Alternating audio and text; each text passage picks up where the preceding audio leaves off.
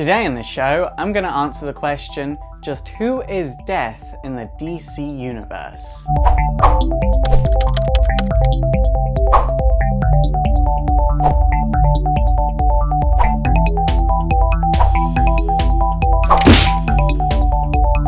So in my Who Are the Endless video, I talk about Death of the Endless, and obviously I touch on her in my History of Death series as well. But a lot of you brung up the point of Necron, who is an avatar of Death, and the Black Racer, who is also another avatar of Death in the DC universe. Now, all three of these versions of Death, by association, are linked, and a lot of people are really not aware of this, so I figured we might as well just talk about it. So Death of the Endless is not a personification of Death, she's not an avatar of Death, and she's not an incarnation of Death. She is Death itself, meaning that any other avatars and personifications of Death are extensions of her. Obviously, the other avatars and personifications of Death can function under their own free will, but none of them are above her when it comes to Death because she is Death itself. Now, it is worth saying that another writer at one point did try saying that Neil Gaiman's Death of the Endless is just an incarnation of Death that represents compassion and mercy in Death. And Neil Gaiman contested this and said, no, Death of the Endless is Death itself. She is the ultimate version of Death. When you die, you will not see any other version of Death. When your soul has left your body, she will take you to the next plane of existence. No one else. I really don't want to spend too long talking about her because obviously I do cover her a lot in my 3-part, soon to be 4-part History of Death series, so if you want more information on her, please go and watch that. So 2 incarnations of Death in the DC universe that a lot of you bring up are the Black Racer and Necron.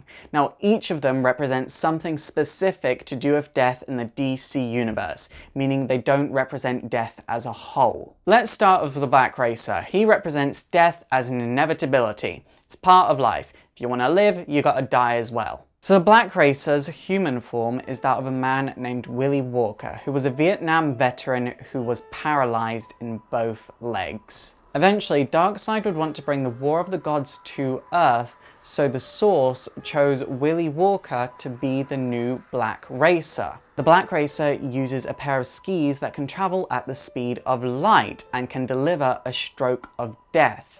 Think of the skis how you would think of the Silver Surfer's surfboard, which is actually a good point to bring up because both of these characters were created by Jack Kirby. The Black Racer would first appear in New Gods number 3 in 1971, and had a few appearances over the years, but the most important is probably in Final Crisis. In Final Crisis, the Black Racer was heavily stylized to give the feel of a Black Knight as opposed to a racer with skis. It is also worth saying that by this point the racer was no longer connected to Willie Walker because Willie Walker was dead by this point. So the Black Racer would be seen chasing after Barry Allen, who had just returned from death after dying in Crisis on Infinite Earths in 1985.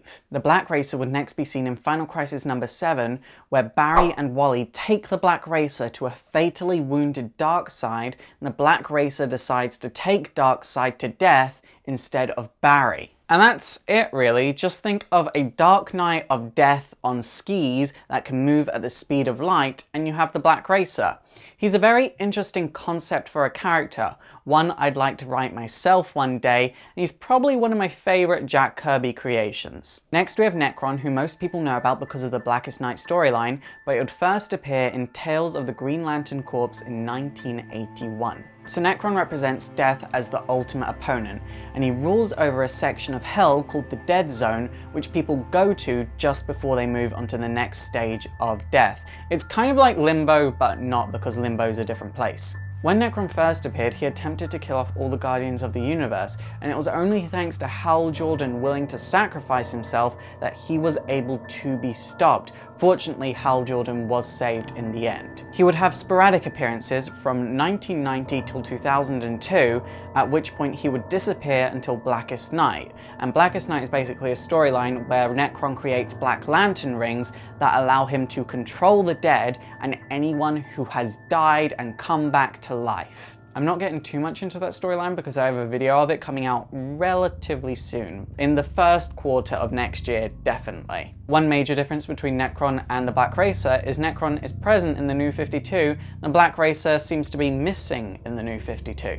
The one thing that irritates me about Necron though is that he doesn't seem to have a limit on his powers. Like, Death of the Endless doesn't really have a limit on her powers. She gives herself rules to live by so she can appreciate life a lot more, but Necron is not the ultimate version of Death, and he doesn't seem to have limits on his powers, like he can kill anything. But even Death of the Endless says she can't bring Lucifer Morningstar to death because he's just too powerful. He got too powerful in life. But maybe there are rules and limits to Necron's powers and they just haven't been stated to make him seem even more powerful. Things are a lot more scary when you don't know much about them. If you haven't read Blackest Night, definitely give it a read. It's totally worth it. I've put links to mycomicshop.com down below to every Blackest Night comic because it's possibly one of the best DC events. So when push comes to shove, so long as you know that Death of the Endless is the ultimate incarnation of death in the DC universe, you're good to go. It's super effective!